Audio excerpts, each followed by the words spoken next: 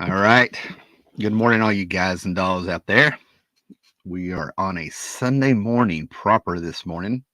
It has been a lovely February rain all night long. The kind of just kind of soothes you, and it's good for nap time and possible sleep time. And Howler Mouse got about 4.5 hours sleep in a row, which is a half hour more than I usually get. So that's a good night. It is February 11th. I think the Super Bowl's today, later this evening. So make sure you turn in to see Taylor Swift because that's basically what the NFL is all about now. And February 11th, 2024, for you people in the future being visited by us in the present and stuff, right? And I got to tell you, man, just a rainy Sunday is the perfect time to talk about comics. That's what we're going to be doing today because I've gotten to the habit of just doing hauls and stuff. And every now and then it seems like I'll talk about what I'm reading. And then in the midst of all that, if people throw comments and stuff at me, I'll turn around and talk about what I think of like comic book news that's laying flat on the floor, to be honest with you, most of the time now. And that's why it's so great to go back and read these things and revisit things and, just kind of see things from a different viewpoint. So, Wednesday is Valentine's Day for you guys that are popping up. So, if you guys check out Graphic Man's The Fossil Show, he's not going to have it that night, which is kind of cool. And also check out Graphic Man's channel because he's put up some pulps. And now Gore Vidal, for you guys that follow him, and he usually pops up in the comic section. I'm a big fan. A lot of respect, mutual respect for the guy's mannerisms, personality, charm, and knowledge and stuff like that. He has started a book review channel, which I absolutely love. Between those two guys, I'm going to have to pull the trigger because it seems like every now and then I'll drop a little comment or I'll make a little wish or I'll whine about loving to talk about Philip Jose Farmer books that I'm reading, the Walden things, the World of Tears, these things like that. All these other things on the side. So I may mix it up here a little bit. So, we'll just see what happens, right? I'll be like a 1960s music executive with his suit, tie, cigar, and thick glasses that hears something he doesn't understand, but he's like got the he's wise enough to be like, let's put it out there, let's see what happens. That's how we got Frank Zappa, guys. So, rainy Sundays for you guys that are new. I don't want you to be a tourist. I don't want you to be a tourist. I'm hearing a lot of things out there where a lot of people are enthusiastic and they're finding their way and they're doing podcasts and stuff and they're trying to be reminiscing, and you can tell they're just a tourist. Here we are the locals. Here we have real estate. We have property. We are the comic book collectors supreme. You know what I mean? Like, and it's okay to say that. That's not a bold statement. That is not ego talking and stuff, right? So if you've tuned in here and with my compatriots and all the people that usually join me on Sundays and all the new people that come in and out and everything like that and the community and stuff here, like, we are seasoned comic book professionals. We're going to be talking comics like we feel like you have read before. You'll know things. People fill in gaps for me and give me references to what I'm trying to remember and things like that. We all work here together.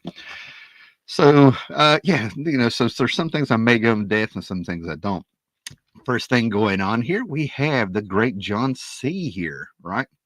Good morning, Howlermouse. Good to see you, man. You guys need to be like John C. I'm sure John C. is subscribed. John C. has hit that bell for to be alerted when I'm doing these things because normally I try to do Sundays, but you just never know when I want to pop up again. And it's just a good morning. It's just a really good morning. I think I'm feeling good. The coffee's hitting the stuff, and I got a stack of books around me to talk about. So, as I've always said at the beginning of this show, and reminiscing things, I got a few really great memories from when I was a kid and stuff, right? And one of them was being 4 and 5 years old. I lived in a trailer, and that trailer was on the corner of a little block, out, in a little small town. And right beside of us, we had the back of a mom and pop shop. And across the road that I wasn't supposed to cross was a place called National Market, right? So what I would do is I would get up, and I've actually shot a video where I showed you the lot, I showed you the building, and I showed you the road and what's left of the National Mart in the late 70s there and stuff. I have visited those somewhere on YouTube before, right? But for some reason, I always go back to the fact that I could get up, on the mornings because like it was like that 70s show. If you've ever watched that, just stick me in. There's a little kid waking up, and there would be people sleeping everywhere on couches and stuff. And sometimes I'd be able to go through the couches and stuff and find change that fell out of their pockets. I'd go through the pile of dirty laundry and find change in there. And then I would be able to get on my big wheel, pull my kite behind my big wheel. Most of the time, would end up dragging the road, and had a little basket, and I would go around and I'd pick up pop bottles.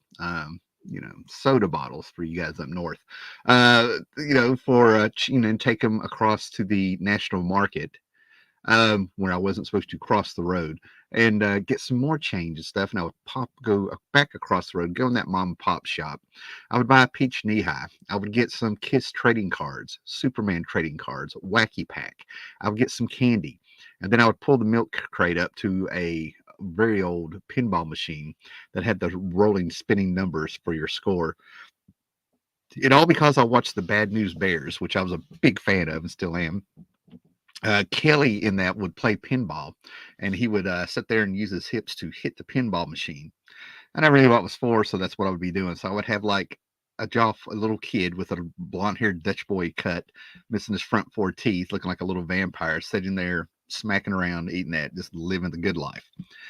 That's the good memory, right? The other good memory I have is those days that I couldn't go out and do that because the rain was coming down, and I would get a stack of the stepdad magazines, horror magazines, comic books, Silver Age X-Men, Jack Kirby, Fantastic Four, and things like that. And I would crawl onto the bunk bed. Sometimes I'd be on the bottom bunk. Sometimes I'd be on the top bunk, but you could hear the rain hitting the top of the roof of the thing and just reading some of this stuff. Now, why am I like rehashing that again and stuff like that? I'm not really being nostalgic. It's that one of the things that I'm reading finally is that I think these are excellent little trades. Going back to the Silver Age, the beginning of Marvel that have come out. I ordered these through gmart.com. I think they were $10 trades. Well, $15.99 is what they are, but mine, with my discount, they came between $9 and $10. I'm like, well, absolutely.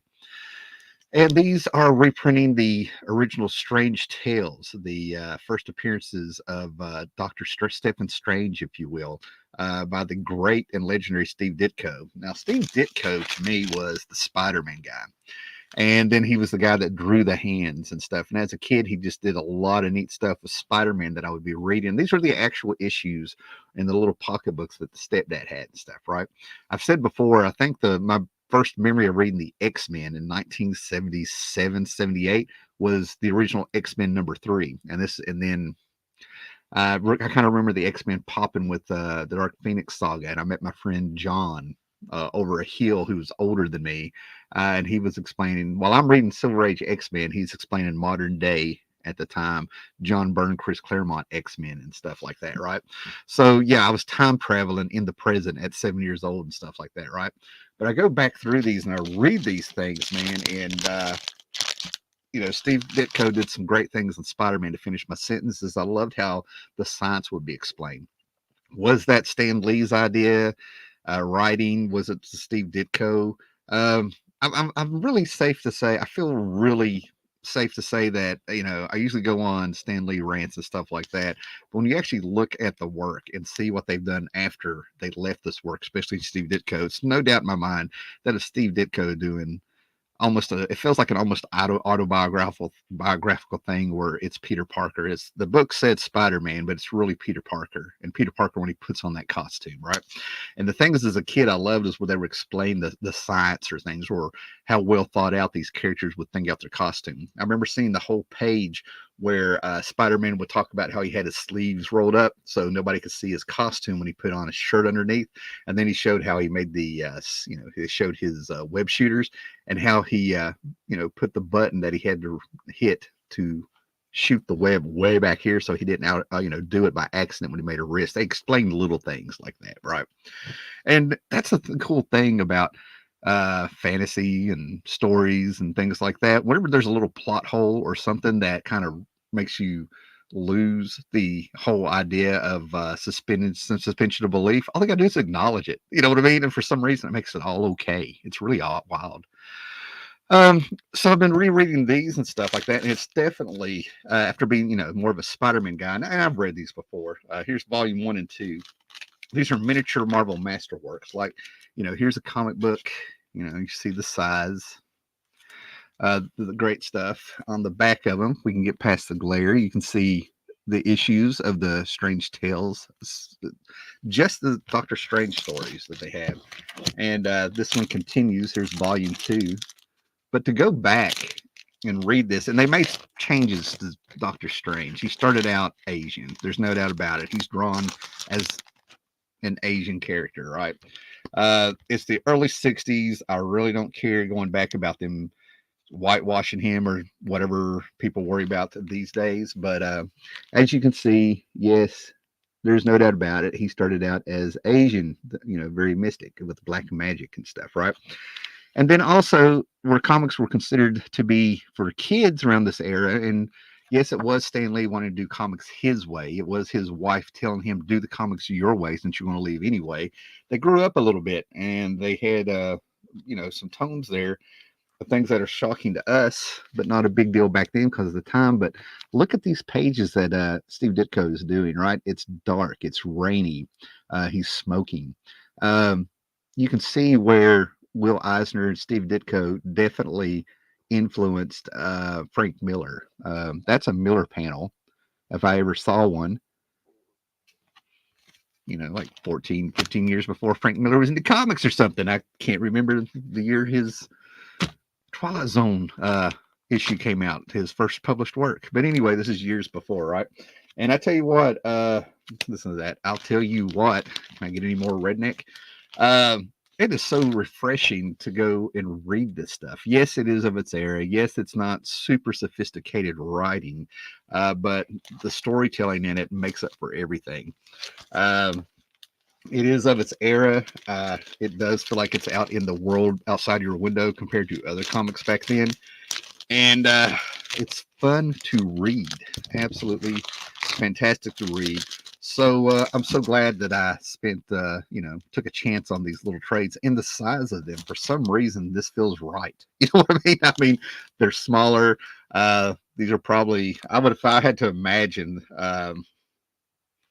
this is probably like a size that would attract the little hands of kids and stuff like that in book fairs at schools or something like that. But the problem is if somebody gets there and read them, they took out Bone, Jeff Smith's Bone out of schools and book fairs for the ones that caught it because Phone Bone smoked a cigar. So there you go, So going on with the Steve Ditko thing, I decided to pick out something. Now, these were my sons, and actually I had trades and I think I have some Ditko issues or related issues going way back. But I don't know if you remember, but God, I wonder if this was 20 years ago. But there's a great thing going on in the newspapers, and hopefully yours did it as well if you were still getting newspapers. I think we'd been living with the internet less than 10 years. So, magazines weren't $10 to $15 a pop and things like that. Volume 10, 7, 8, 2, 1. But they were doing these very cool things where they were reprinting with your Sunday funnies in the Sunday paper. Let me see what year this is. 1963 is actually the year of the story. So this was 2006. So in 2006, if you had your newspaper and you checked your Sunday funnies and your coupons and got that big thick one and stuff like that, you got these newsprint reprints of Spider-Man stories from the 60s. This is volume 3. And I haven't gone through all of them, but we have quite a bit. And my son was collecting these.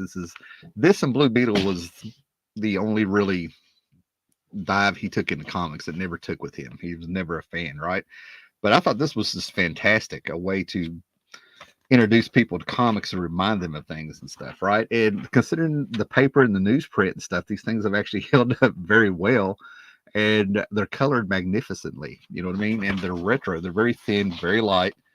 And it's the perfect way to kind of introduce for people. And like I said, it came free with your paper.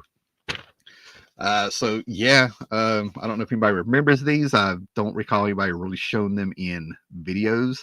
But then again, I've watched thousands of comic hauls to the point where it's really hard for me to watch anymore at all. Hey, good morning, pal. I'll say good morning to everybody here in just a minute. So yeah, I'm on a bit of a Ditko kick, and I think my favorite issue of Spider-Man as a kid was probably issue, I think it was around 14, where he's in the caves and the Green Goblin's flying around and the Hulk shows up. And around the same time, they had the Fantastic Four, like issue 14, with the Thing in caves and stuff going around. And then, like I said, around number 9, they got rid of the Ditko issues and started bringing in artists to do the covers. It's still the Ditko comic inside, but they started getting more flashier covers on there. So what I'm guessing is maybe these things were a little bit of a hit, you know. So yeah, these are just fun. I love the way I got them. Another issue of this. I would say that we had our Sunday paper when I was married to my first wife, and then we had no, I think I was getting divorced or something. Oh, I can't remember. It all come back to me, but you kind of get the point. Oh yeah, here we go. Volume 1, 18. Yeah, there was tons of these. These ran for weeks. Yeah, so yeah, there we go. So I have my reprint that I got for free, and I know I have it floating around in other trades and stuff. But yeah, I have a little print of the first appearance of Spider-Man, if you will. So we'll set that to the side there. Yeah, great stuff. Yeah, so that's all fun. I'll be going through those when I was taking in some of my Ditko stuff. That keeps me from really digging through the boxes, seeing what I could find of his stuff. But Ditko, way ahead of his time, and let's face it, his philosophical views and his avoidance of being interviewed and everything, time was on his side. It definitely gave him quite a mystique on top of his art. He's a guy that I feel like his work would stand on its own, but he's made himself quite a bit of a character on his own with his mystique. So when I found those and I was going through them and things like that, I found a real treat. And I actually was kind of wondering what this was a few years ago, but I just kind of let it go. But Marvel Tales was a book where you got reprints of Spider-Man stories, but every now and then you would get a new cover on them. It's just another way to cash in on Spider-Man a little bit. I do like Stan Lee's idea, and I like to think that's what this reprint series was really about, is that any comic could be somebody's new comic. And when you come into the new comic and a book grabs you, with the price of comics, not having a comic book shop, much like when I was growing up and stuff like that, you want to make things accessible to people so they don't have to pay big bucks for those big key issues. The significance of this one that was in that bag with the Ditko stuff, this is Marvel Tales featuring Spider-Man 266, right? And this is a reprint of 1984, super popular issue. But the debut, if you will, of Spider-Man's black costume. So this is the reprint of it.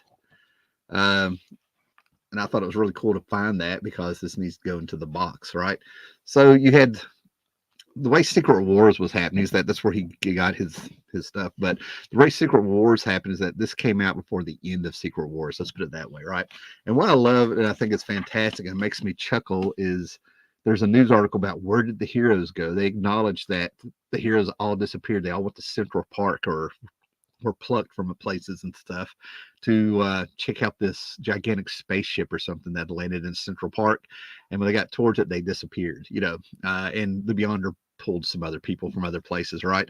There's a newspaper in here asking, where are the heroes? And when you zoom in there and you look at it, we actually have the date of New York, the Daily Bugle, New York, February 4th, 1984. So I'm kind of going to look up the release date of Spider-Man 252 and see that's when, if it was released around that time. That's awful close to 1983. So that was kind of cool to find. So we have tons of people popping in. Believe it or not, I don't know what is going on with StreamYard, but when I go back and look at my views, it is not including the views for live subscribers. And for some reason, it is not telling me how many people are we're watching this morning. But it's all right. I'm just making an observation. I'm not sweating it. We said good morning to John C. And we have the Mustard rereading Transmit this week. Good stuff. Fantastic Mustard. Yeah, always great to reread things, because when I talk about Quasar here, and stick around, don't run off because I said that, I'll actually pick up like JLS Comics. Good morning. Good to see you, sir. And we have the foreign correspondent, the man, the myth, the legend, Ripped and shredded and torn and NASCAR man. We have Paulo Costa. Good morning. Great to see you. We have the Samaritan. The Samaritan is here. Sumerian. Excuse me, Samaritan. What's wrong with me? The Sumerian. The the barbarian of the north, the dark-haired, dark-eyed devil himself. We have little Jimmy Fireball, who's got to have one of the all-time, at least for me, one of my favorite handles somebody's ever had. Little Jimmy Fireball. It's rockabilly, rockabilly coming at you. Friar Tuck, what's up? And I feel like singing "Not in Nottingham" now. Oh man, great to see you. Fantastic, great to see everybody. Right. So we're going to try to go over here to show you some other things I'm reading. I've hit Audible. Audible gave me 3 months free, and Audible's made me go through there. And it's nice to have something to read and to listen to while I'm in the car. And uh, Audible, I've really only played around with it. I just can't. I can't bring myself to pay $15.99 for a subscription when it probably takes a week to 2 weeks the way I drive nowadays to listen to a book all the way through. But you get one free credit, one free book a month. But if you also join, you automatically get a credit for your trial run. And I was able to get the Sandman audio series, which is fantastic. James McAvoy playing Sandman on there is fantastic. They're running from issue 1. I think they just got through with Brief Live, so we got like the first 48, 49 issues of Sandman knocked out of the way with those three volumes of audio series. And then I started playing around. They offered me 3 months for free, and every month I'm going to get a free credit. Now, what's happened is that, I went through there, and I found out with Audible, some of the books I wanted to listen to, like Piers Anthony's On a Pale Horse and his Incantations of Immortality books from the 80s, are on there for free. You can put them in your library. I knew they had podcasts. I knew every now and then they had a free book here and there, but I didn't know the amount. So what's happened is I've started listening to that stuff again while I'm driving. And I'm also getting through this book I got a few months ago that was re-released due to the Sandman Netflix series, where this came out in 96, and Neil Gaiman is, I don't want to say he's editing or editor-in-chief, but I showed this when I bought it. It was great to find it. I was surprised that it's been 26 years, 27 years since it came out. And I remember when it came out in the 90s, I was like, I'll get around to getting that. And then decades went by. So I go through this, and it's several authors doing original stories that fit in continuities with some of them here and there with the Sandman universe and the characters and stuff. And I got to tell you, I'm having a fantastic time reading this. I think I told you I got through a little short story in here. It's Cain and Abel. The way the story was structured, I thought I was playing Dungeons and Dragons in the 80s. Sandman is out. You kind of get the idea of where this fits in continuity. Neil Gaiman does a little intro, a few paragraphs talking about the author, the story, how they met, how they got him in here, whatever comes to mind. And they kind of give you an idea of where this fits in the canon of Neil Gaiman's Sandman. And there's only one story so far. It's taken place in the dreaming, which surprised me. But it's Cain and Abel. It's Cain. Cain wanders through the castle of the Sandman and comes to a place that's off limits. He busts open a door where there's like this little chest in the middle of it. He opens it up. He kind of sees a doppelganger, and basically, just to get to the point so I don't go on and retell the whole story, but we're in dungeons, a castle, and everything like that, and there's this gigantic, like, reality-eating slime mold now going through the dreaming that just gets bigger and bigger as it absorbs mass. And I'm like, I've been here in 1987, like in my D&D campaign, where I'm a cleric, very good stuff, very enjoyable. I'm digging it.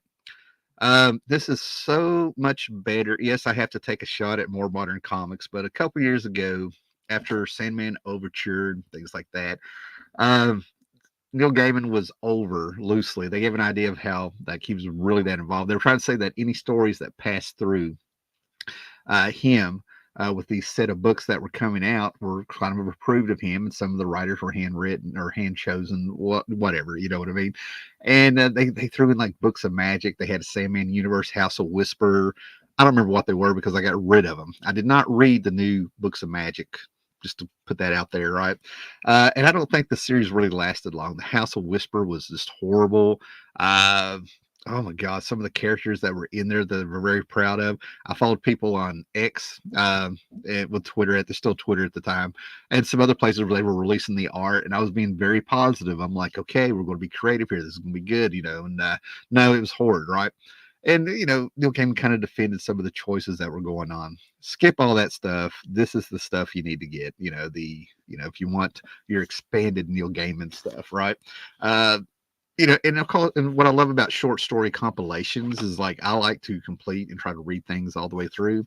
But if there's something not grabbing you, there is no problem with just moving on to the next story. It's not personal.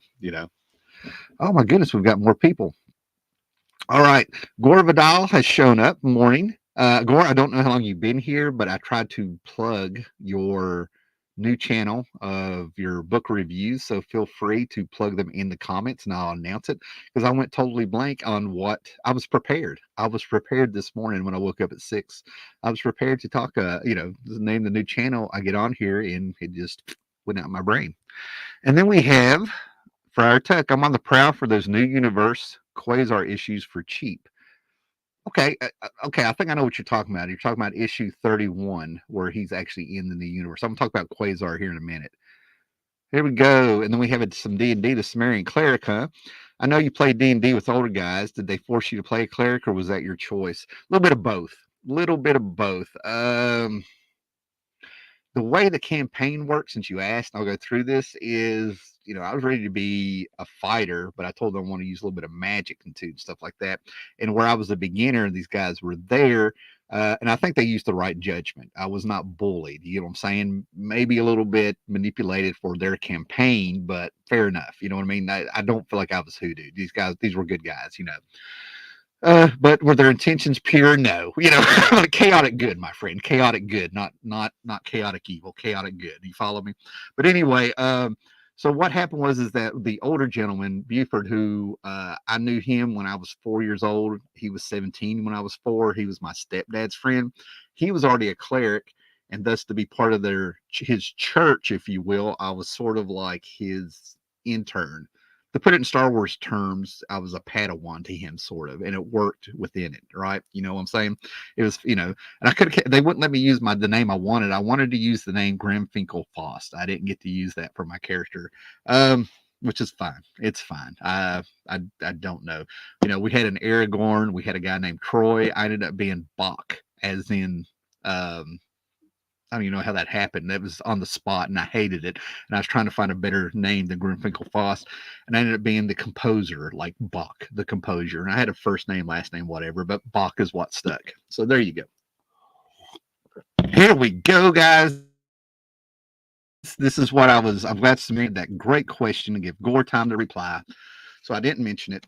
Okay, so thank you, Tim. It's called, look at this real quick, guys. I'm going to leave this up. Libro Paradiso, which I am probably tearing that up. I'll be uploading a new video there this morning. So there it is, guys. I'm going to leave that up for a minute, right? Definitely check that out. I've enjoyed it. I've listened to a video and a half while I was driving. And the way it worked out is the second video I do need to finish. I think he had 3 up when I was there. Like I said, it's a relatively new channel. Is because I arrived at my destination. I had a phone call in the middle of me driving, tried to hurry up and finish it, and I arrived at my client's house, and that ended up being a little bit hairy. So there we go. And Gore, anytime you want to plug something here, you're more than welcome. Also know you guys are welcome to pop on here also. Paolo, Gore, pretty much anybody in here. So because you guys have been around long enough. Doing this on Sundays with me. Brain, if you pop up, same thing. So before we get to the comics there, as I continue over here, manga. What I love about doing this channel is a few weeks ago I was talking about reading something that's killing the children. And I'm very glad that I found the trades for $1 a piece. And I think I got the first one. I can't remember. I got it online used or Amazon. I got a good deal on it, like $5 or something, right? So I read the first 3 trades that covered the first 15, 16 issues, whatever it was. And I was like, I get why people like this. I get it, but the pacing was killing me. And I couldn't put my finger on what it was. Like, it was familiar, yet I couldn't transition. And what it was a cultural difference, right? If I was reading manga, I would have picked up what was on it. And I saved a screenshot of the person that came back and watched the show after, and he commented, he explained it to me. He is saying that with the idea of trades and the pacing of something that's killing children, even though it's an American comic, the person is using the pacing, if you will, of manga. So if you went out and got a telephone book, if you had put those issues together, it would have read like Elfin Lied. And like what I'm about to show you. That's why I love being able to interact with people on here and stuff, right? Brain. No, it's okay. We'll get to that, right? I can do comments all day here, right? So my wife is a nut, right? I've dabbled in manga, I've dabbled in anime, and I'm a guy. I like what I like. The entire genre doesn't just make me. I don't salivate for anything that just happens to be anime or manga. But my God, when something clicks with me, it's over. I'm a fan. Akira, Vampire Hunter D, even Battle of the Planet, Super Gatchaman Ninja. You know what I mean? A little bit of Cowboy Bebop. And I was here when it hit America and things like that, and it had that ADHD effect that I call it, where some of the characters are a little bit too sporadic for me and things like that. And I'm sure if I go on, Warriors of the Wind, like Studio Ghibli, I'm a fan of, but I'm definitely more fan of other. I'm not a fan of everything they do. Right? Spirited Away, that is a work. That's not a film. That's a work of art. Warriors of the Wind. See, that's how long I've been around. It's Nausicaa. Let me give you a sample here.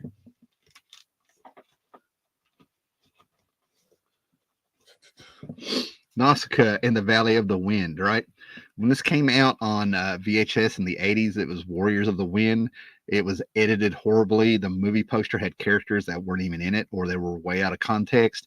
And it's one of the reasons we didn't see Studio Ghibli stuff for a very long time in this country, till the turn of the century, if you will, right?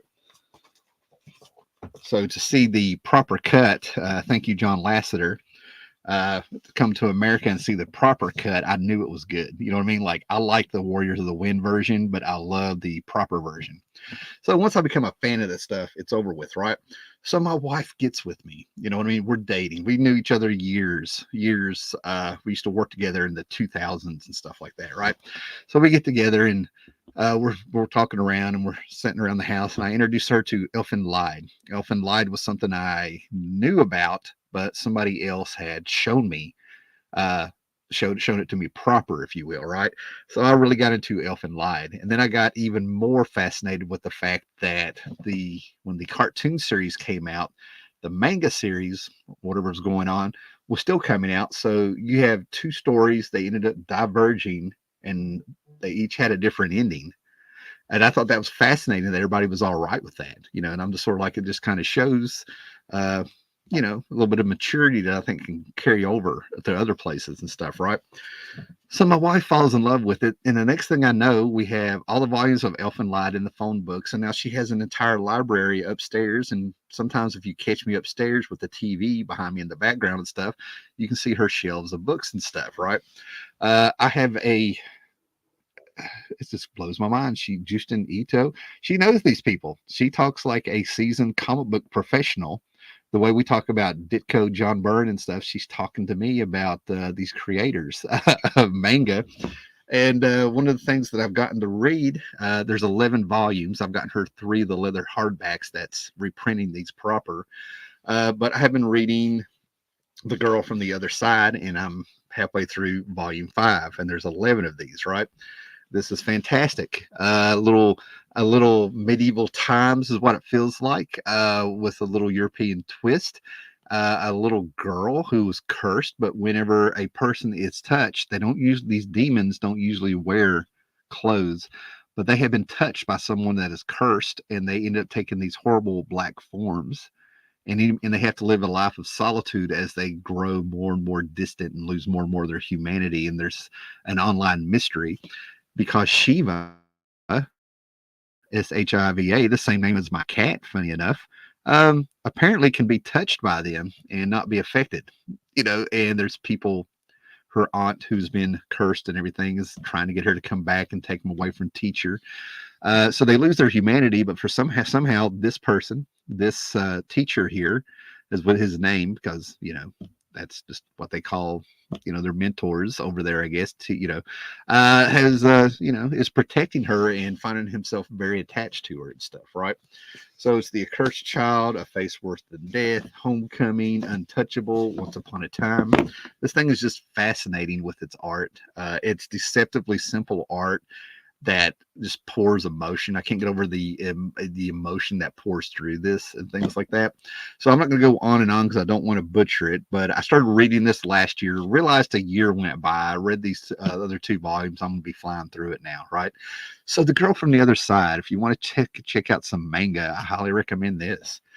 I know we get on here and I kind of bash. I just express my disappointment with a lot of American comics and stuff after being involved with them for since I was 47 years of my life now. But to see why manga sales are increasing in the quality of story we're getting, these things aren't like sophisticated literature in Shakespeare, but they are blowing away 99% of anything on American shelves. And the fact that I have seen the same usual suspects online and in Bleeding Cool articles and stuff here and there over the years. And I think it was Heather Antos was the big one or something.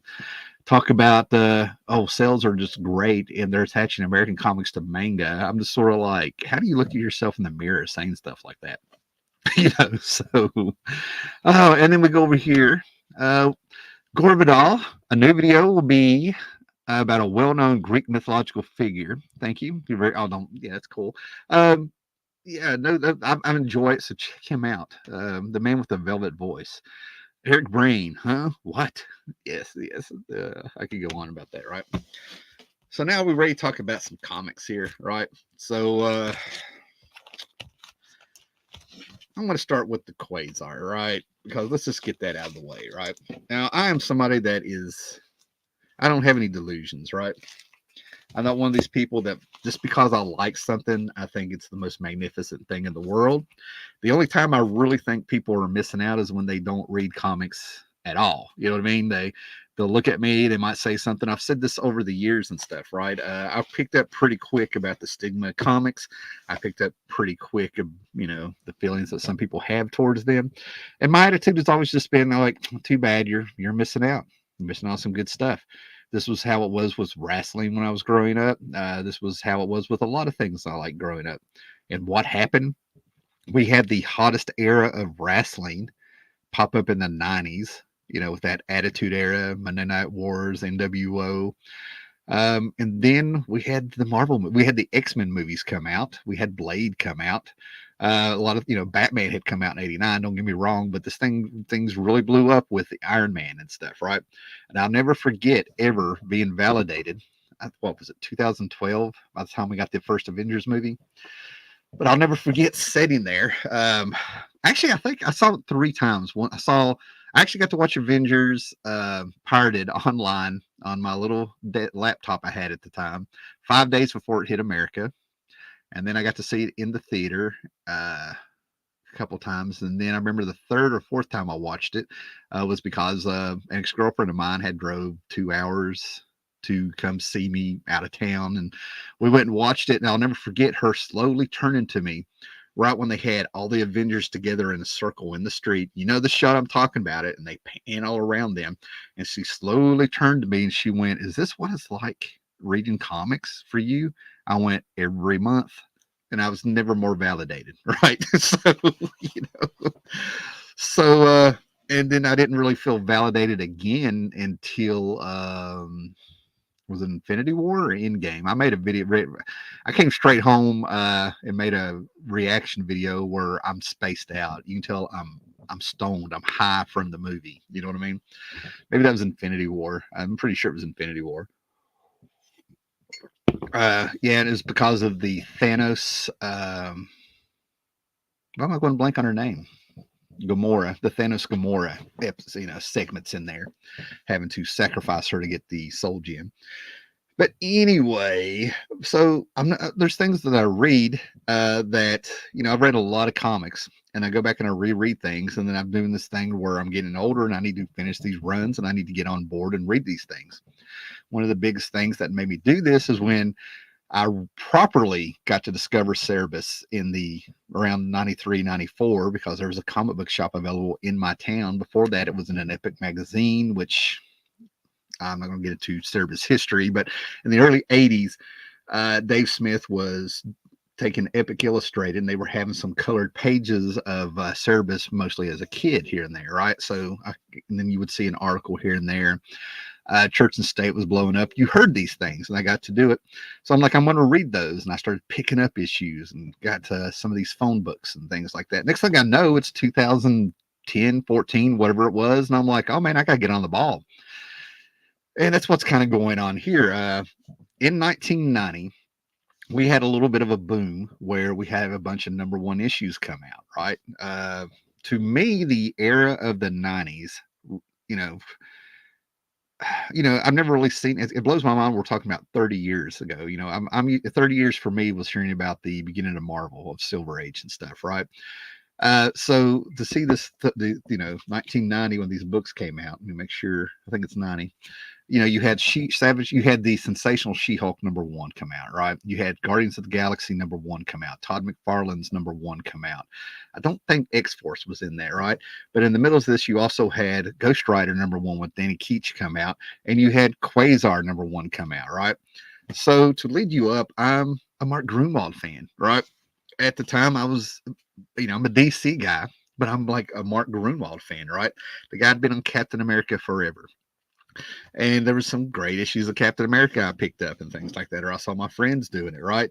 But this is where he got me proper. Now, I had already been a fan of the Squadron Supreme, thanks to like books like this being out there. I showed this, the Hyperion popping up, Doc Spectrum. They would be in the Avengers. There's a little bit of Defenders there, I think, things like that.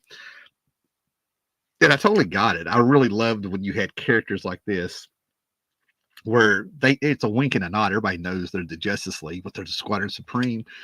So when about a year before Watchmen was about to start, this is what was on the newsstand. It's a 2012 issue miniseries, The Squadron Supreme, that I have read dozens of times.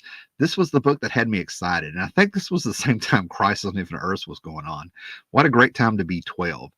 But this is the book that I've told before. Everybody knows now because Alex Ross is the one that said it, and even Warren Ellis has even said it. A lot of people have talked about this book, but this is what happens when heroes become proactive, and the disasters that come from doing it, even though the road to hell is paved with good intentions. Sometimes these cliched sayings are cliched because they're true. They hold up over generation after generation and stuff, right? So Greenwald sat there, and I was like, the guy's a DC fan, because if you knew your DC lore, he took these archetypes of characters from DC, and he actually had things in there that matched up with their DC, counterparts.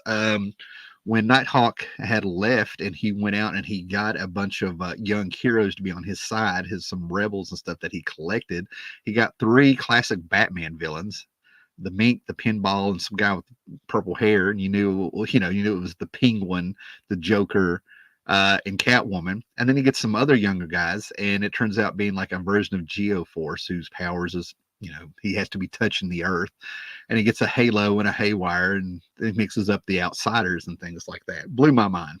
I was like, oh, I see what you did there, Mark.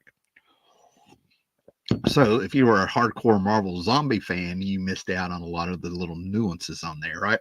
And that's the thing about Mark Gruenwald, man.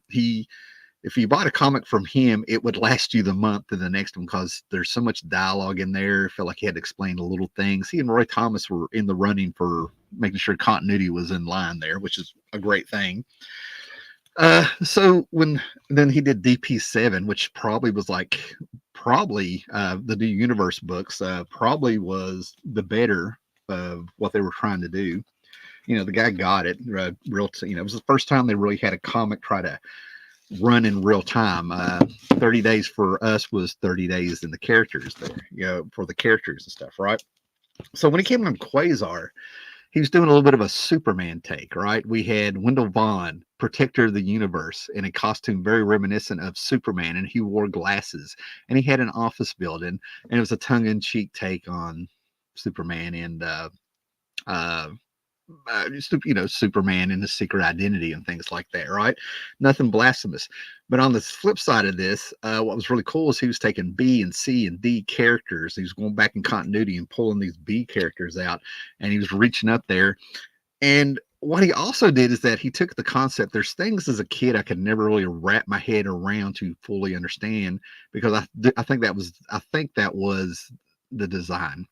If you had cosmic awareness, they really couldn't tell you what cosmic awareness was, because it's whatever they needed for the story. So you really couldn't pigeonhole it.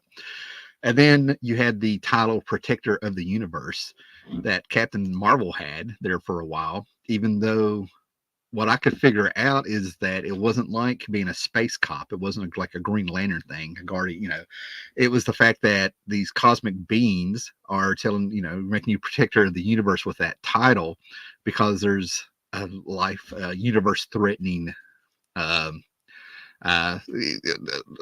universe threatening crisis coming or something, right? And and what was funny is I think Captain Marvel had it, but it didn't end up being, am I misinterpreting this? But didn't it end up being Adam Warlock that took out Thanos? You follow me? Anyway, so all of a sudden Wendell Vaughn is made the protector of the universe, and now we're getting little tinges of cosmic stuff at Marvel. The return of the nice cosmic stuff. It's been all mutants for a decade. You know what I mean? And they're pulling in concepts from Jen Starlin and these little characters here, number 2. And funnily enough, there's eras of Quasar where you got like issue 1 through 12, and then the build up for what the entire series is building up to, especially with this cover. This cover, now that I've done a reread for the first 25 issues, really kind of tells you what's coming up. Mark Gruenwald was telling these one-shot stories, more or less, maybe some of them connected here and there, and it was building up to what Wendell Vaughn, the threat was, why he was protector of the universe. They never really, to me, explained how you could be a protector of the universe. I think it was, again, a plot device that could have some sinister annotations there, right? So for the next 12 issues, it's like Venom popped up and he's on the moon. He opens up. He's doing a superhero thing, and he's put a web around the world that if any aliens or anything comes through it, he's immediately alerted and stuff, right? He's trying to be a protector. So then the summer of 91, I think, you had Spider-Man, and I want to say it was the Avengers, but you had a handful of books go bi-weekly. And people got the attention of this because they brought in McFarlane to do a cover. They're bringing in tons of characters that you haven't seen since the 70s and the 80s and stuff that's on the Stranger's World. And this stuff goes really quick, right? This is light reading, but it's deceptive because, there's Magnolia. Here's a Jim Lee cover, if you will. Journey into Mystery. And then we get something that's really cool. There's 2 issues I'm going to save for last. We'll save those. Yeah, talk about those in a minute here, because I don't want to bore you. We're talking about Quasar. So the whole buildup is that finally everything that Mark Gruenwald was building up in Quasar, with straightforward light reading, over explanation, talking about Quasar, Wendell Vaughn, he ended up joining the Avengers and stuff like that. So we finally get to see what the thread is going to be. And what's amazing is that he gets this ridiculous costume again. This is the new era of Quasar. He gets this ridiculous costume, and it's sort of like reflects what happened, because when the real threat pops up, he gets played. He is out of his league, out of his depth. He gets his hands cut off.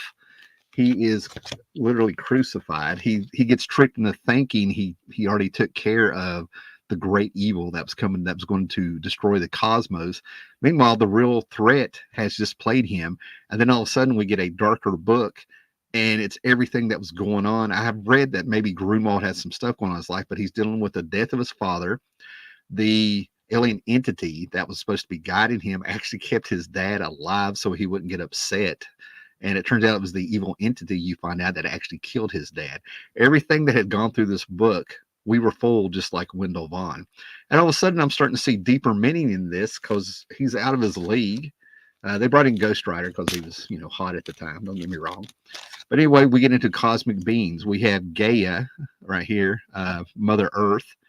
Galactus, Celestials, Thanos, and Mephisto sitting there waiting on Infinity Gauntlet to happen.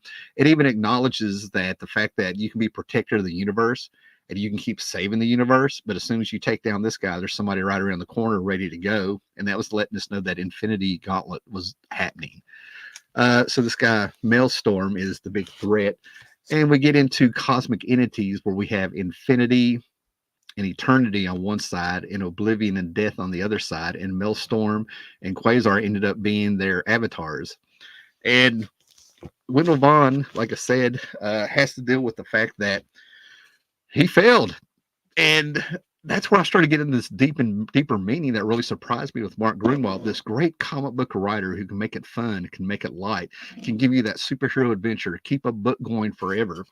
The man of ideas, the man who you can tell has a big passion for comics and stuff, had to be going through something in his life because he got deep for a change, really deep here.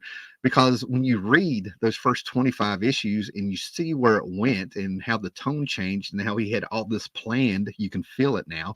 Going back to issue 2, reading issue 25, if you will. Um, I was surprised with I was surprised on how he has such a simple form of storytelling, yet it's all there. It all comes together in your head. And basically what I got out of it, the theme is there are bigger things in the universe. You are just a human being. Don't be too hard on yourself because we are all out of our depth and are slaves to bigger things going on, whether we acknowledge them or not. Yeah. So, because at the end of the day, Wendell Vaughn did not save the universe. He actually failed in a lot of ways there and was really hard on himself. Yet the heroic thing that he did is that he literally got so down and depressed and stuff there for a few moments that he was symbolically and literally inside of a gigantic black hole that was sucking up all the light in the universe. And I'm just sitting here like, my God, Mark Gruenwald is a writer, but you just have to let go that this is a comic book for a minute and realize Mark is telling us more things in here, right? So yes, to destroy the universe, Maelstrom makes a black hole bigger than the Milky Way, and it's sucking everything in. Quasar is a being of light now, thanks to the forces of the universe. They have a fight there, and it's a little plot twist that there's a little plot twist. It's a little plot twist where Wendell Vaughn kind of remembers something about his costume that actually makes the other guy falter, and he wins. Yeah, so Mark Gruenwald went to a dark place, put Quasar literally and figuratively in a dark place, and came out the other end his own man because he got to pick his costume at the end of it. I'm picking my own costume. Egon, the guy that gave him the job, picked his costume, and then another being gave him the ridiculous costume, and then he got to pick his own costume. But yeah, we're only human, and we are slaves more or less to bigger things going on. Don't be so hard to yourself. We're only human is what it comes to. And the heroic thing that Wendell Vaughn did is that he came out of that darkness bigger and better and stronger. I was like, oh my God, what happened there? For like 2 issues, I was like, who is this man writing this? Let me see. It was Infinity War. I remember your video. Thank you. That was so much more impulsive back then. I never read Quasar until near the end. I'm about to talk about that after building this book up, at least the first 25 issues. Never read Quasar until the near end. I remember a great issue with Eros and Thanos having a truce that day. That is issue 59, second to the last issue, drawn by Andy Smith with a Bart Sears kind of twist to it. It's surprising, good, and emotional. Fantastic. Yes. I take it back. I did read his issue of Operation Galactic Storm. Yeah, I have those. Yep. You might be onto something with Quasar. A Long Day's Journey into Night by Eugene O'Neill is about a family drama and its tappings. Gruenwald likely knows to play. Yep. So deceptively, it's a simple written comic book. With that, you get a satisfying comic book read. Okay. But all of a sudden, Neil Gaiman really went somewhere with it, right? So to just kind of balance it out, in the middle of all this going, there was something else going on with Quasar that I like. I lost a couple of my views have popped up. I lost some of y'all with Quasar talk, but well, there you go. What can you do? Maybe next week I'll talk about Atari Force because I love Atari Force. So anyway, there's 2 issues where the crisis had happened a few years ago. And there's two issues in particular that are people in the know. These books are just a little bit coveted, if you will, right? So there's a great space race. It's things like that with Marvel that really kind of takes me out sometimes. Okay. But we're going to get all the cosmic runners and all the fast people in the universe. We're going to have a race to save the universe, or whatever. I don't know, right? But in the middle of this character pops up. He's got a ripped up, torn red outfit. He's got yellow boots, blonde hair, really long, and a blonde beard. And he can't remember his name, but the term buried alien keeps going through his head. And I think he ends up winning the race. That's the fastest man alive. So what Mark Gruenwald did is that Barry Allen did not die or go into the Speed Force during Crisis on Infinite Earth. He came to the Marvel Universe with amnesia. And then you go that was issue 17. And then you go all the way up to issue 58, and he returns. Buried Alien is back. He's in the red outfit there behind the turtle. Yeah, so there's two issues where Barry Allen is in the Marvel Universe, which I think is funny. And then in the middle of Quasar having this, he issued 31 or 32. He went to the new universe that was dead by then. He gets the Star Brand, brings it back to this world. He needed the energy so he could come back to Marvel Earth because his quantum bands didn't really work like they should over there because of the physics in the real world. And he ends up coming back, and he accidentally puts the Star Brand on his girlfriend, which leads to a year and a half long making of a crossover event called Star Blast. If you don't remember it, it's all right, with some crossovers. And that led to this supposedly being number 56. I haven't made it this far, nor have I read this, but with all the great things I've said about Quasar, there were some comic pros. I wish I could remember the very one that said, thanks to Star Blast and Mark Gruenwald having to fix things and get an ending on this thing, and all they gave him the benefit of the doubt. But Quasar number 56 was actually referenced as the worst comic book ever made. So I can't wait to get there to see what's going on. I've skipped around. So yeah, that's my Quasar reading. I went in. I've got 35 issues to go. I've read bits and pieces here and there, obviously, and stuff. The issues in the 30s, I'm down on. Then sporadically from 40 on to the end. So yeah, I'm going to finish that up. But I tell you what, I think it might have peaked. Okay, I think I would actually recommend probably the first 25 issues of Quasar if you ran across a 50-cent box quarter, if you could get it cheap and you know what you're getting into, right?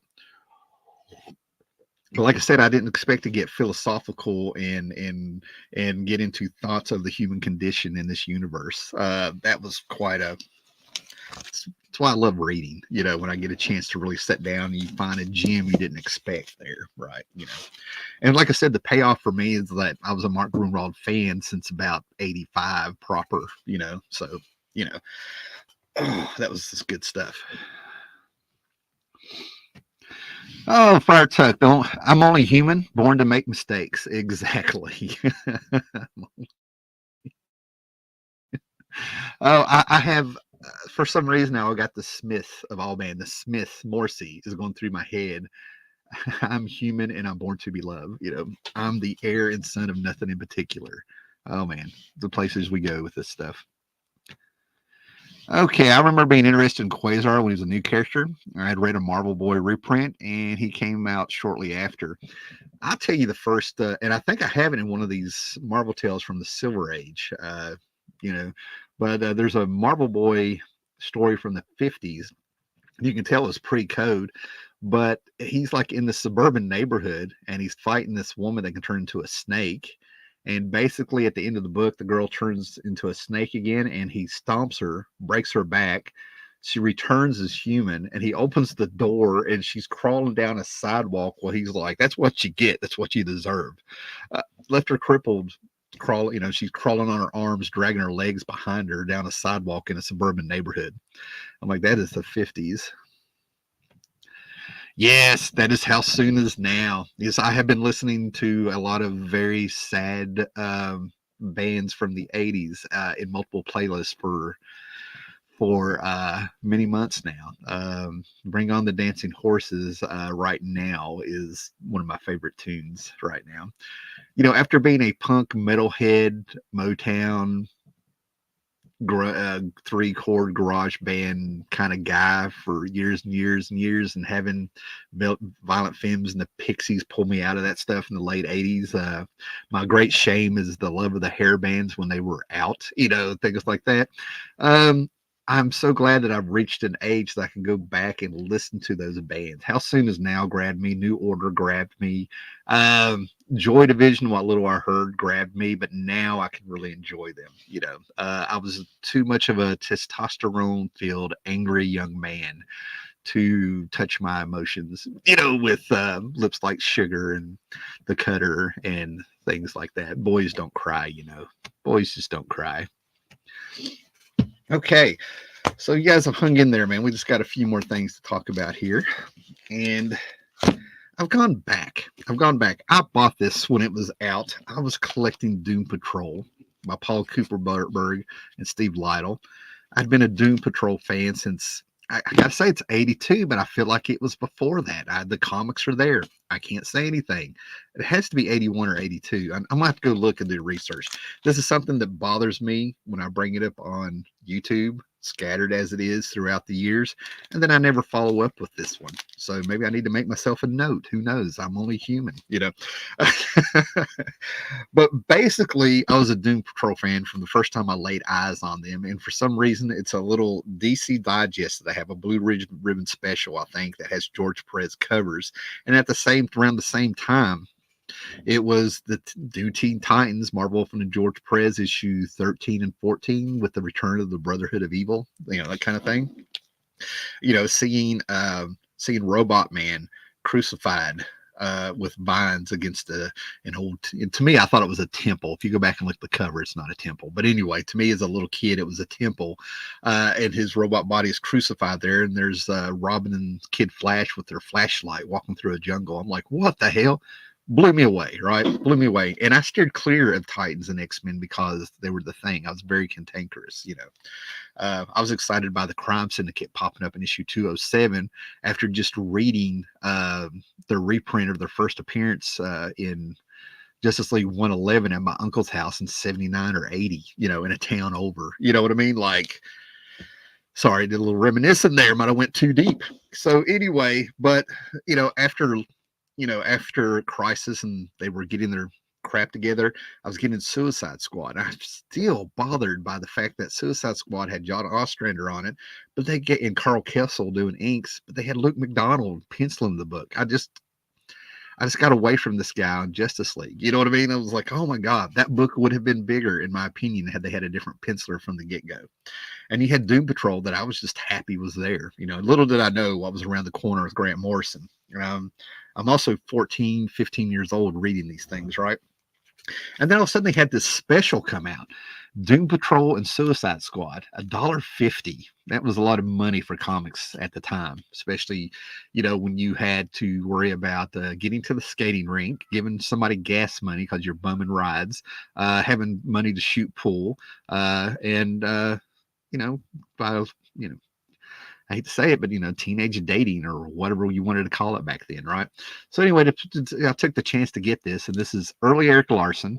And this ended up being a very unique book because it had a tone all of its own. And this is pretty much the one where James Gunn really pulled a lot from it for the Suicide Squad movie. Quite a bit in here. But like I said, it ended up being very unique. I remember reading this and the tone was wild. Eric Larson's artwork felt a little bit insane in it. And I ended up reading it and rereading it and falling in love. And I've never read a comic that had this weird tone to it. I can't put my words on it. Here's Eric Larson drawing Ronald Reagan. Amanda Waller in it. They're in this, I don't know, some Latino island, I guess, or something. I can't really remember if they're all on missions and they're being there. You got to remember that Negative Woman was a Russian spy with government spy contacts and stuff, if you will. But reading this thing, I was like, the tone is that this should not have been that good. This was actually better than both books. And I was like, who would have thought that mixing Doom Patrol with Suicide Squad with these guys would have been this great? With this artist who's very cartoony, Eric Larson. You know what I mean? Eric Larson is somebody that stuck out for all the wrong reasons. Yeah, pencil plotted by John Ostrander, scripted by Paul Cooperberg, penciled by Eric Larson, and 2 editors on it. Right? How this one shot came about and everything that they did in it, I thoroughly enjoyed it. So imagine my surprise when I'm watching a show called Young Sheldon. Oh God, what was he trying to get? But he had a book. They were doing the early days of the internet when everything was through modems and stuff. But his sister was working at the comic book shop, and she didn't save his book to be pulled, Doom Patrol and Suicide Squad. And he was willing to trade. I don't know what it was. It was some book that was actually a key and worth money for this book.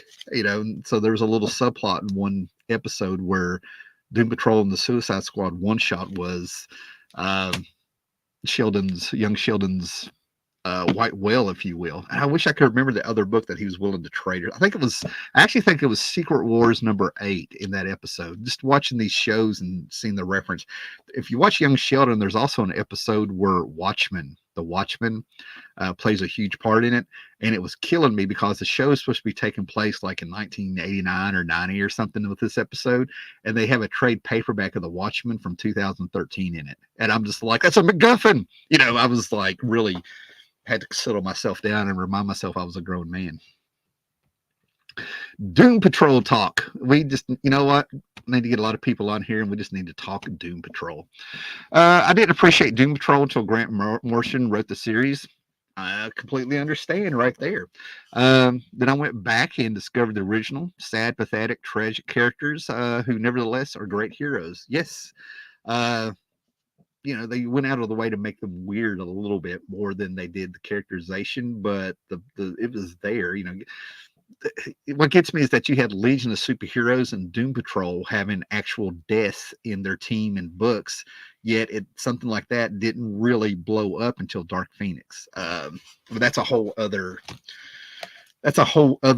can of worms to open in a conversation that there we go. Nevertheless, Doom Patrol is probably Morrison's worst series of the 90s because wait a minute. Nevertheless, Doom Patrol is probably Morrison's worst series of the 90s because it's the one where he wanted to show how smart he was.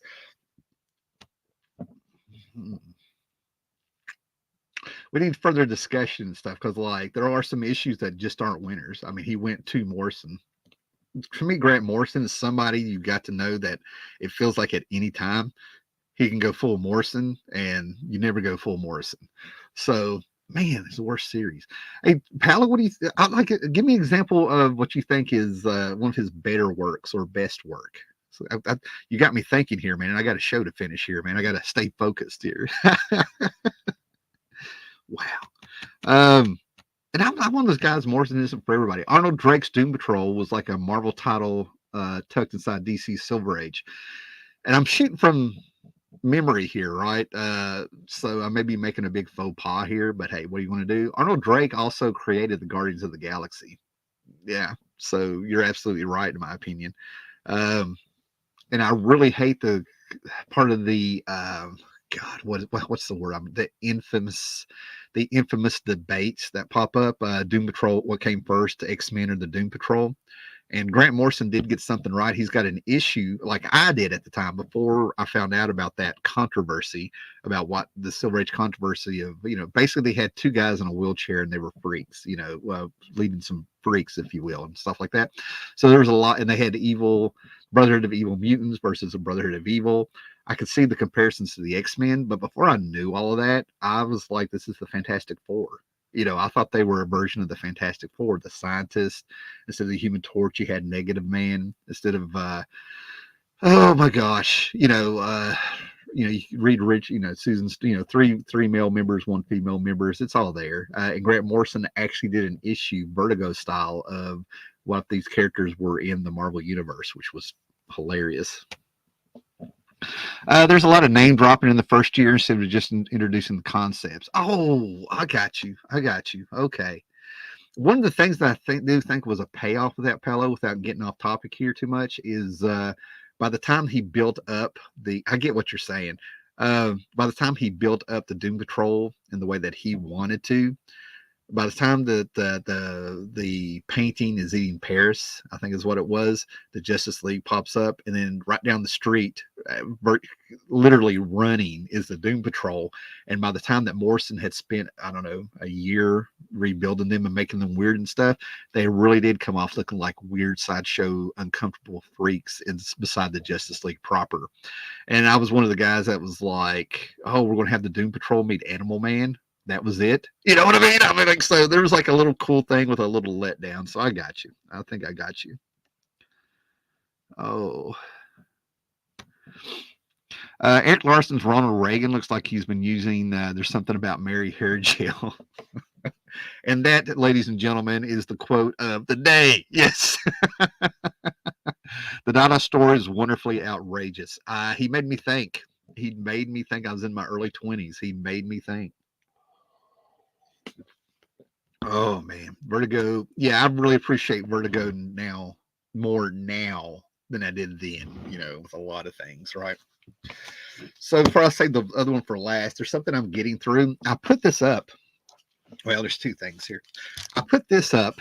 This is a wonderful trade. And when it comes to Boom Studios, and I want to say a little bit of Dynamite or IDW, but we'll stick with Boom Studios. They have license to things. Tarzan on the Planet of the Apes, and we have King Kong on the Planet of the Apes. I enjoy these crossovers for the visuals. The stories, it's kind of hard to really have a lot of characterization going on, or high stakes, if you will, because they are licensed properties, right? So I think there should be a different set of rules, because we have people working on stuff that's not theirs. You know what I mean? Should these things go through? Should they go ahead and do them if the story is going to be weak or not? Whatever, that's not for me to say. You know what I mean? It's all about making money and keeping, using a license and keeping it out there and stuff like that. But I got to tell you, this is thoroughly enjoyable, because we're not getting the King Kong of the 30s in here, right? We have the Planet of the Apes proper. They have a ship that comes in on their coast, and there's things on there that let them know there's a mystery and there must be other things out there. They find a skeleton floating, and I think it was a skeleton floating of a Kong, and then they get on a boat and they just go for it, and they arrive on Skull Island, right? So we have we have the proper Planet of the Apes on Skull Island. Which I think is fantastic. So, yes, I remember this is a licensed product. Is it the actual Skull Island? I don't know. I thought Skull Island, depending on what lore we're looking at, Skull Island sunk into the ocean, if you will, or maybe it didn't. Who knows? But anyway, there's tons. You can let it go. There's not enough there to really be worried about continuity. You think this is for fun, right? So the other things I've liked have been Doctor Who meets Star Trek. They played with Daleks and stuff like that. We had Star Trek meets Planet of the Apes, and then there was the one that I'm kind of back and forth on the fence, was because it seemed like everybody was getting rings all of a sudden. Green Lantern versus in Star Trek crossed over twice and things like that, right? So yeah, I'm finishing this up. Apparently, I read a chapter to put it to the side, and I have no idea how it ended up on the bottom shelf. I must have been doing some cleaning one day and accidentally put it up. And now we're going to go back, right? We're going to go way back, right? This is a memory of mine, right? And I know it had to have happened because I've seen the Polaroids, not the Polaroids, but the photo hut pictures that turned yellow, within a year after you got them in the 70s and stuff, right? But I know I went and saw Kiss. I don't know if the stepdad and the mom were dating at the time, and this is a very vague memory. But of course, I remember being in the 7-Eleven and getting the magazine, right? But I remember seeing Kiss. I remember being on the floor. I remember sitting through some band as a little kid, and they didn't really grab me. That was the opening act. I think they were called Angel. I'm not sure. But Kiss came out in full makeup and stuff. And the biggest thing that I remember is the sound, the vibration, the smell of pot in the air. And then Gene Simmons coming out, and he was the demon was hitting his base. Boom, boom. And then blood slowly starting to come out. And my mom has decided that is enough. I remember the smell of like the smoke, whatever they're using for smoke. I remember the smell. It wasn't real smoke, but I remember feeling like the moisture off of it. So it's probably dry ice. I don't know. But anyway, but I remember my mom like grabbing me and walking me out because I shouldn't be seeing this. And I remember watching over her shoulder, and I got to see Gene Simmons paint his tongue, paint his face red, if you were there, right? But I remember before getting to the concert and stuff, stopping at a 7-Eleven. I remember the stepdad having like snacks in his hands and stuff like that. And of course, I'm at the magazine rack, even at his kids. I'm amazed here. I've never been out of the town I was in, Anyway, and then plus I'm a little kid, I've got to be like 4 or something, right? And I remember him turning around, and if I go back and see when this was on the stands, that's going to name everything, right? But I have bits and pieces left of the original Kiss magazine, right? And I read that for years, and it's another one of those books that disintegrated. The more I read it, those magazines were fragile. I remember the insert of Kiss sitting there, supposedly getting the blood drawn out of their vein, with a medical person there. I think Stan Lee was in the pictorial and stuff, because they put supposedly they're saying they put Kiss's actual blood in the ink or coloring or something of when they processed the magazine, right? I've heard that's been. And even as I've heard that's been debunked. So, I'm not here to be a black cloud or a wet blanket and stuff, right? So this is a trade that was recolored. This is Steve Gerber, Al Weiss. Steve Gerber is fantastic. I mean, in this and stuff. Al Weiss, John Bishima. See if there's somebody else in there. But anyway, we have, he took some of the songs and made them the theme. We have Gene Simmons and Paul Stanley meeting Mephisto. Dr. Doom comes down. We've got Gene Simmons walking down the street waving a copy of Savage Sword of Conan in it and stuff, right? In dirty 70s New York, which some people say is the best era to ever live there, and stuff like that. And then it's got the less well-received Beatles theme of all thing, John Romita Jr., and I don't remember who wrote it. Probably Bill Mantlo or something. I don't know. But anyway, the second magazine, it came out a few years later after, there's a little bit of a decline in popularity with Kiss and all things 70 anyway.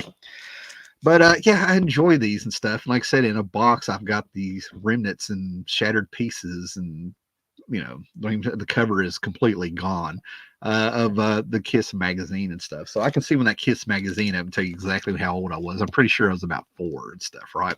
So I reread that from here and there because there's a sequence that I absolutely love of Peter, Chris, and Ace. I was fans of theirs. I was an Ace guy as a kid. Of them being on they're out in space, in a bubbled city, and they're actually in a discotheque, like in space, with all these animal-headed and aliens and other kinds of aliens and stuff. And of course, Peter Criss meets a proper cat lady, and that's always trouble, Ace Frehley is calling everybody Curly, So, and then here we are, the thing that I really want to, martial law that I want to talk about. I get a little deep with martial law in a book that doesn't need to be read deep. You know what I mean? But we talk about the 80s there. Oh, somebody caught my eye here. If there was a Planet of the Apes Commandy crossover, how would it be in hog heaven? Oh my God. That might be enough to do me in. Like, I would be at the mountain, and there's no use of me collecting any other comics. That could be the end. That could be it. Oh my God, that would be.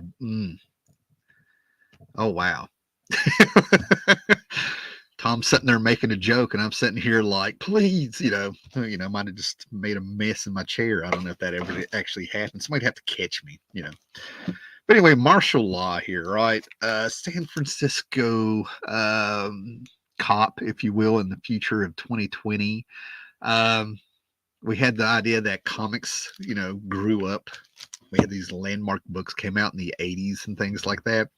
We had the Watchmen. We know what the Watchmen is. Pretty low hanging fruit if you want to start a YouTube video.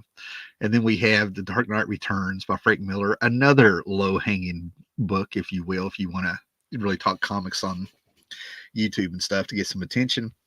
But in the corner over here, that it took its own unique take to a certain, and this is what I want to explain what I think the take is you have like this bastard cousin over here. Like, if you like Madonna back in the 80s, her evil twin cousin was over here as Cyndi Lauper. You know what I mean? So yeah, I don't want to like get dark here and stuff, the subject matter in this, but this was definitely for adults, right? It touches on ridiculous. It's sort of ridiculous, but at the same time, it really takes the piss out of a lot of superhero concepts and stuff. If you ever read Super Babylon in this, where they take on the Golden Age heroes, you're like, oh my god, they literally hate. That was the hardest take in this, right? So basically, the whole concept of martial law is that there's been like this big war, very Vietnam like, if you will. And a lot of people were given powers to a certain extent where it made them tough. They were built for war, you know what I mean? Pain and things like that. And they come out of it, and a lot of people came out and they can't turn it off. They were built for war. Now they're back in this real world. And I think there's been like some kind of ecological disaster at the same time, like big earthquakes or something. And martial law sees the hypocrisy. He's a cop. He has a costume. He has a barbed wire leather bondage fetish. And he has a tagline of like, I hunt heroes. I've never met any of them, right? So he's legal. He's a cop, and he goes after them. But they take themes. They take themes, right? There's a theme of, well, themes. They take archetypes, if you will, right? They go after some people, right? Kingdom of the Blind is a take on Batman. It kind of pulls out the hypocrisy and kind of looks at his origin of like, why would somebody do that? When people's parents die, they don't constantly go back to their grave and hang all over them like Batman does. So they kind of blew that up, where it turns out that as a kid, the person who was the billionaire Bruce Wayne, and everybody in the world knows he's Batman, even though he doesn't know they know that, actually got the butler to kill them when they were walking out of a video store. And the reason that the butler has always stayed faithful to him is because he had proof that he killed his parents, even though he shot him down. And the little Bruce Wayne is the one that took the guns and finished them off.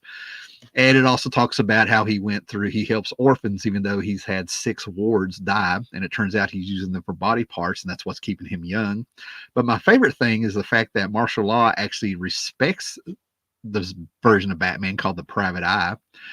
He actually kind of lets him walk away. It's one of the heroes he didn't go after and destroy, and he pays for it later. A horrible thing happened personally to him because he let him walk away.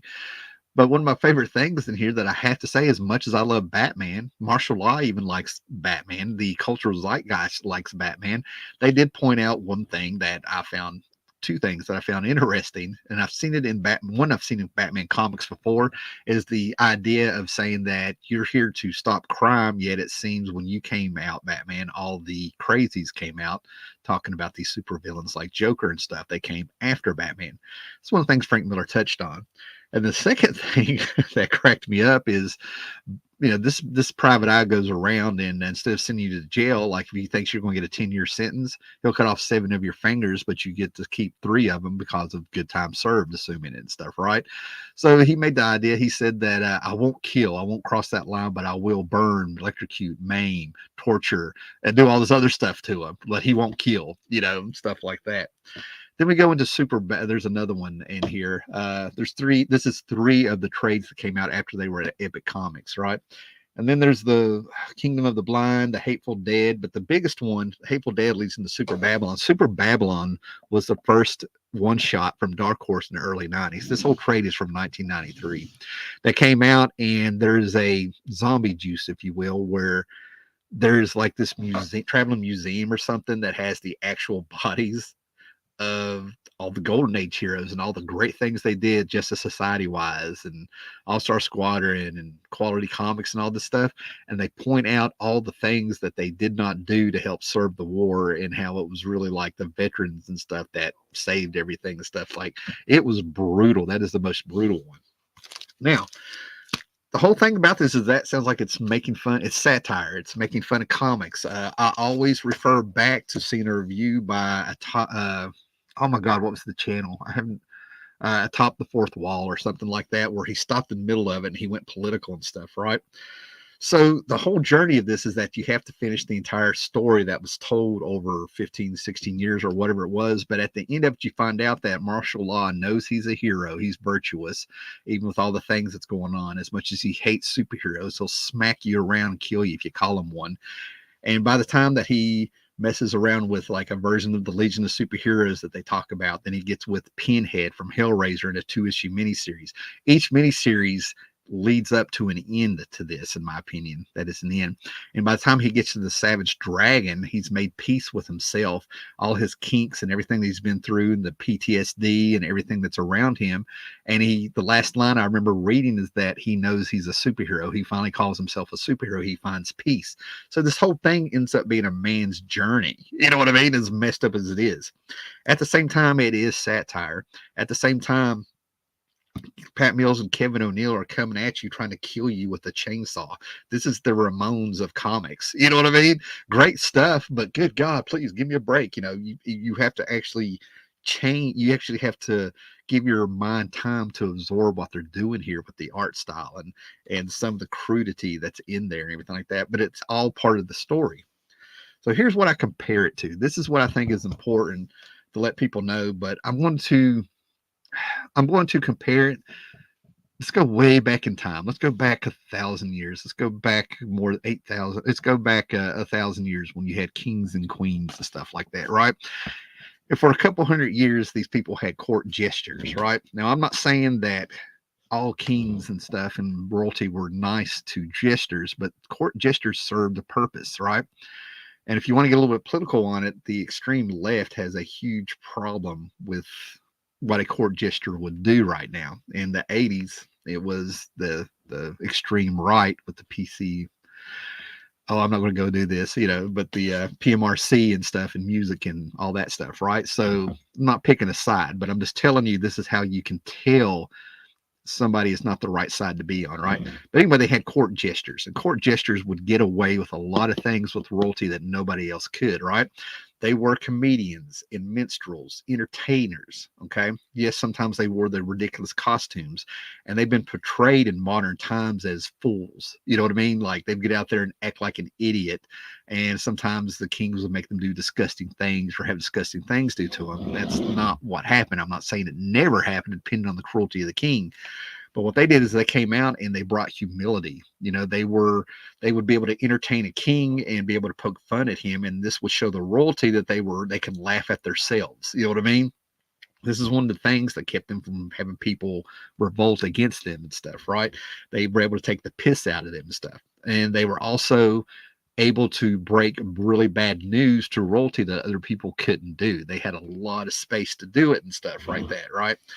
And then all of a sudden, that's kind of what martial law is. Martial law is the court jester of comics, where it points out a lot of the hypocrisy and the lack of actual heroism if you really took these concepts and put them in the real world. You've got to have a certain frame of mind to read that and stuff, right?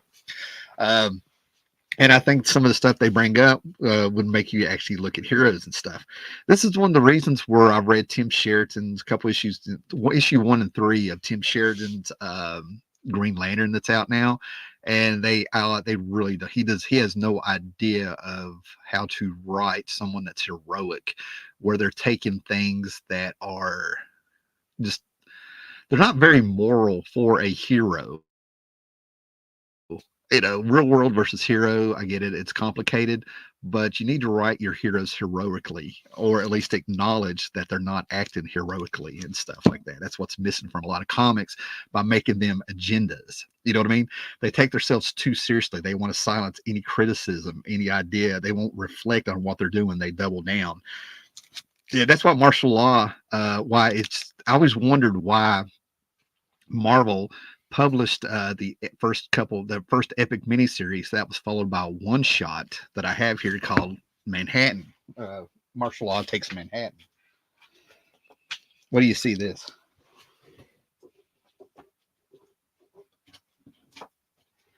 Oh, yeah. So, like I said, the stuff in the trade, I have all of that, and I have multiple copies. So what's great is I find these prestige formats and things like that in dollar bins most of the time. But Marvel, when they were like the #1 publisher for sure, and they were hitting on all cylinders a lot and stuff, actually with their Epic line put out Martial Law Takes Manhattan, and holy shit, this takes out the piss at Marvel. All the heroes are delusional and stuff, and there's some Marvel heroes in here, don't get me wrong, and they're all in asylum. You know what I mean? And they do a take on the Punisher and Doctor Strange and Captain America and stuff. And because of how bold Marvel was of yesteryear, I could not believe they put this out. And that's why I think the Marvel of today is lacking, because these guys could laugh at themselves back then, put this out. They could allow the court gesture to, break some bad news and make the fool out of them a little bit. So we know they didn't, take it out of them. If you look up Lauren Tate, I think it's Catherine Tate. Wait a minute. Catherine Tate with a character named Lauren.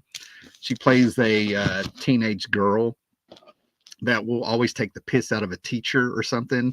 And when if the teacher gets the best of her, she starts yelling, "I'm not bothered." It's in England. I found her through Doctor Who. She was on Doctor Who, and they brought in the guy that played Doctor Who as a teacher and stuff, right?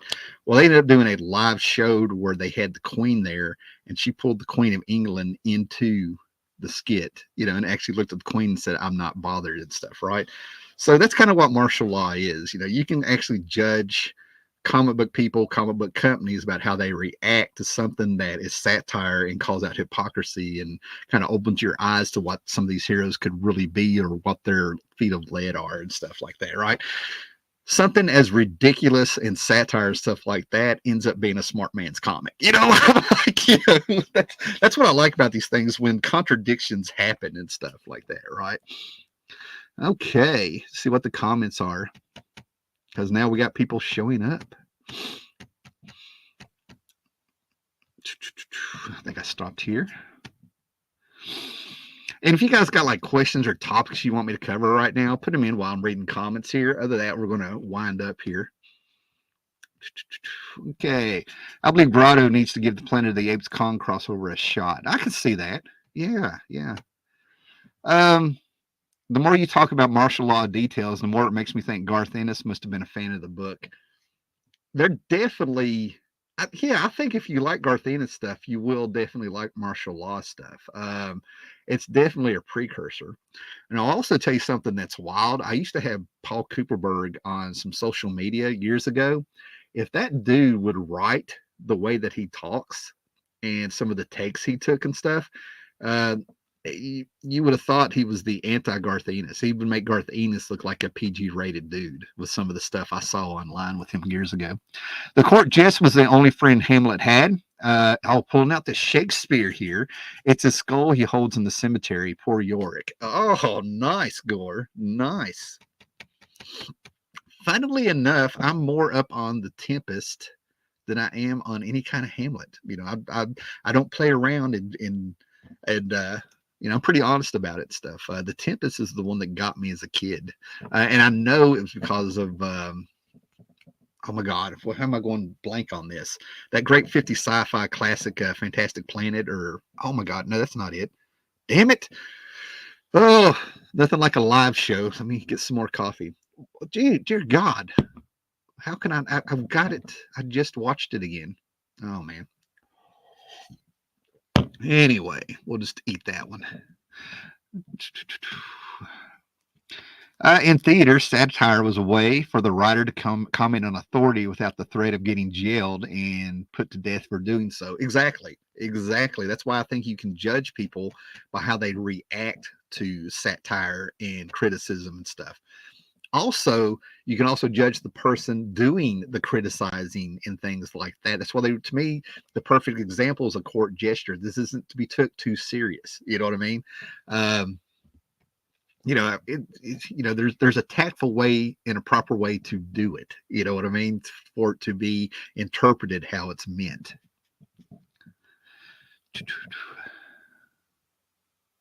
I believe comics need more text or better writing. Oh yeah. You used to get a mix.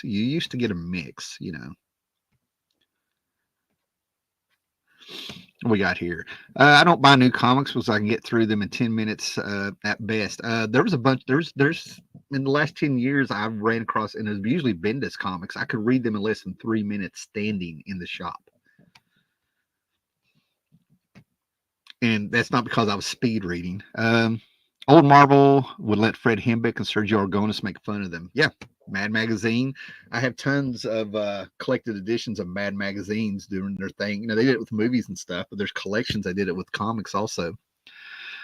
Oh, good stuff, Howard. Keep doing weekly if time allows, of course. Appreciate it. Fantastic plant. Forbidden Planet. Dear God, thank you, Fireball. Wow. Wow. That's one of those things I could kick myself. Oh, my God. It just happens when you get live and you start winding down a little bit. Thank you. Good grief. Hambick and Argona goofed around with Marvel. Pat Mills and Kevin Neal had a more abrasive relationship with the superhero universe concept. Yeah, yeah, absolutely. Yeah, it was. I told you it's like a chainsaw coming at you sometimes and stuff, right? I mean, and there's a few times that I feel like they apparently when it came to the sexual stuff, I feel like they really exaggerated more than they should on that quite a few times. Yeah, I'll keep doing full color fossils when work doesn't interfere and I have energy after getting off work. Yeah, I like the old timers on there, but your 80s and 90s take is in my wheelhouse. Oh yeah. Appreciate it, man. Okay, well, guys, that is it for today. Thanks for joining me. Guys, I like to have some people jump on here sometime. Paolo, Gore, Breen, anybody in there and stuff like that. Give me a yell if you got time. We can do a Sunday or something. I looked up this morning. I could have gone a little bit earlier, but I was just kind of taking my time this morning. So as always, here we go. Pat Mills hated the superhero genre, which is why he had so much fun messing with them. Yeah, I can definitely see that. Also, and I've said it on here many times before, you got to watch Howard Chaykin. Howard Chaykin is not a fan of superheroes. That's why I've always sort of like, how'd you get into comics? But anyway, yeah, you guys be excellent each other. Thanks for popping in here. And like I said, like, subscribe, sub, hit that bell, and yeah, later, guys.